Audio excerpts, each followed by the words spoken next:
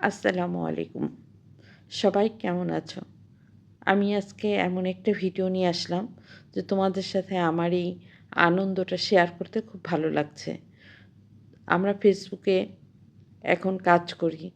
আমাদের সুখ-দুঃখটা পুরোটাই কিন্তু আমরা এখন ফেসবুকে শেয়ার করি। এইজন্য ভিডিও করি। আমরা এখন ভিডিও ক্রিয়েটর। আমি গ্রামের বাড়িতে যখন যাই কিছু না কিছু প্রোগ্রাম থেকে থাকে। তো এইবারের প্রোগ্রামটা একটু ভিন্ন রকম। সবাই একটু শেষ পর্যন্ত একটু কষ্ট করে দেখবে। আমি গ্রামে গিয়েছি, যাওয়ার পরে আমি অনেক কাজ করার পাশাপাশি এখন আমার গ্রামের ছোট ভাইয়েরা একটু পিকনিকের আয়োজন করেছে।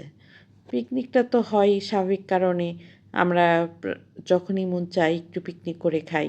কিন্তু আজকেরটা ছিল একটু একদমই ভিন্ন রকম। তারা একটা নৌকার ব্যবস্থা করেছে, বড় একটা নৌকা। সেই নৌকার ভিতরে রান্না করে বিভিন্ন রকম খাবার-দাবারের আয়োজন করে, গান-বাজনার আয়োজন করে তারা একটা নৌকা ঠিক করে যাবে কোথায়? পদ্মাতে। পদ্মার মাঝ পদ্মাতে যেয়ে এই রান্না করা খাবার খাবে। সকালে বাবুর্চিদের দিয়ে রান্না করা হয়েছে। সেই রান্নাগুলো নিয়ে মনের আনন্দে সবাই বোটে উঠে গেল। এখন আর আমি তো সুন্দর, সুন্দর করে প্রকৃতির ভিডিও করে যাচ্ছি। এত সুন্দর প্রকৃতি চারিদিকে, মাঝখানে আমরা নৌকাতে শ্যালো নৌকাতে যাচ্ছি খাবার রান্না করে নিয়ে। পাশে আশেপাশে কিছু বিয়ের গান বাজনা হচ্ছে, সেটাও দেখতে, দেখতে যাচ্ছি। আর এখন শুরু হয়ে গেল এই পদ্মার মাঝ নদীতে আমরা ঢুকবো। সেই সময়টা এখন দুপুর হয়ে গিয়েছে অনেকটাই। তো খাবার বাড়ার আয়োজন করা হলো। সেই খাবারগুলা বেড়ে, বেড়ে দেওয়া হচ্ছে। চারিদিকে ঠান্ডা পানির বাতাস, হালকা ঢেউ, তারপরে নৌকাগুলো দুলছে। এর মধ্যে খাওয়ার যে একটা পরিবেশ সেটা কিন্তু একেবারেই অন্যরকম।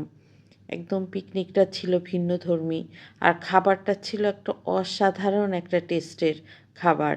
কারণ খাবারটা কিন্তু পরিবেশের সাথে একদম সম্পৃক্ত। যেইখানে খাবার আর পরিবেশ যদি একরকম হয়ে যায় তো মজার সাথে একাকার হয়ে যায় সেই জিনিসটা। আজও তাই হলো। আমরা মাঝ নদীতে যখন যাচ্ছি পদ্মার হালকা ঢেউতে দুলে দুলে যাচ্ছি, খাওয়া দাওয়া শেষ হয়ে গেল।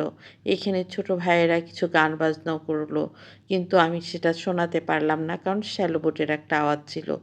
অস্বাভাবিক একটা পরিবেশ। আমরা সেই সন্ধ্যা পর্যন্ত পদ্মার এই মাথা থেকে সেই মাথা ঘুরে বেড়ালাম যতক্ষণ সন্ধ্যা না হলো। সন্ধ্যার গোধূলি বেলায় এখন আমার ফিরে আসার পালা। চারিদিকে সূর্য ডুবে যাচ্ছে, সূর্যটা লাল হয়ে যাচ্ছে, সেই পানিগুলো লালের আভা পড়ে যাচ্ছে। অসাধারণ সুন্দর এক পরিবেশের মধ্য দিয়ে আমি আবার ফিরে আসছি। কিন্তু আমার কোনো মতেই ফিরে যেতে ইচ্ছা করছে না। মনে হচ্ছে যে এই ঠান্ডা বাতাসে, ঠান্ডা আবহাওয়ায়, এই গ্রাম বাংলার এই পরিবেশে আমি বসে থাকি।